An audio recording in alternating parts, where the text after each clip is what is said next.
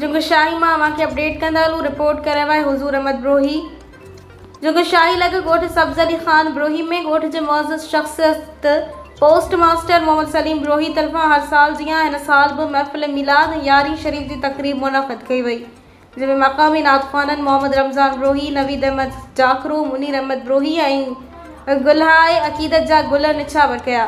उन मौक़े ते सिंध जे नाले वारे आलिम दीन हज़रत अल्लामा मौलाना मुफ्ती फ़ज़लुल्लाह हुसैनी ख़िताब कयो। हिन चयो त मौसिन कायनात पैगम्बर इस्लाम ख़ातिमुन नबीयीन हज़रत मुहम्मद मुस्तफ़ा सल्लल्लाहु अलैहि वसल्लम जे अचण सां असांखे अल्लाह पाक वहदानियत जी ॼाण पई त अल्लाह हिकु आहे जेको इबादत जे लाइक़ ऐं दुनिया जो ख़ालिक़ आहे।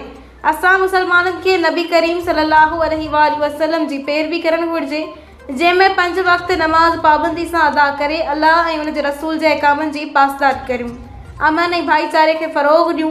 हिन वधीक चयो त असांजे मुल्क जी हुकूमत हिन वक़्तु यहूदियुनि जी ख़ुशामद कंदे पंजाब में अहले सुन्नत जे केतिरनि ई आशिक़ाने रसूल मथां सरेआम गोलियूं वसाए ख़ैर शहीद कयो वियो आहे, जंहिंजी असां सख़्त लफ़्ज़नि में मज़म्मत कयूं था ऐं शुहदा ऐं ज़ख़्मियुनि लाइ दुआगू आहियूं।